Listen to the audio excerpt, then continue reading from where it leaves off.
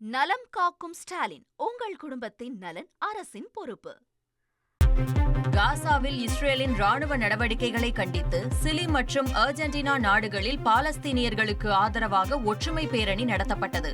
இனப்படுகொலையை நிறுத்த வேண்டும் என முழக்கமிட்டபடி திரளானோர் இஸ்ரேலுக்கு எதிரான போராட்டத்தில் கலந்து கொண்டனர்.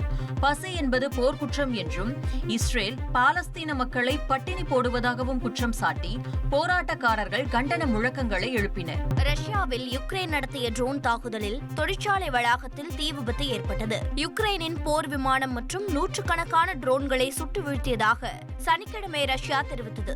அதே சமயம் ரஷ்ய தளவாட மையத்தின் மீது ட்ரோன் தாக்குதலை நடத்தியதாக யுக்ரைன் கூறியது. இந்நிலையில் ரஷ்யாவின் சரடோவ் பகுதியில் யுக்ரைன் ட்ரோன் தாக்குதல் நடத்தியது. இதில் தொழிற்சாலை வளாகத்தில் தீப்பற்றி புகை வெளியேறியது. இச்சம்பவத்தில் ஒருவர் உயிரிழந்தார்.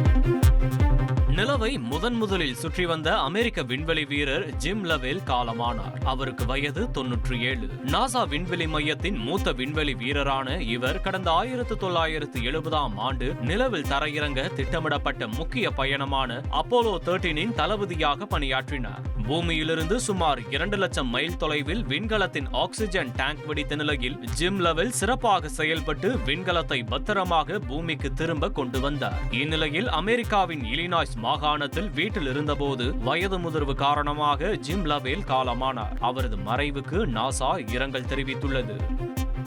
நலம் காக்கும் ஸ்டாலின், உங்கள் குடும்பத்தின் நலன் அரசின் பொறுப்பு.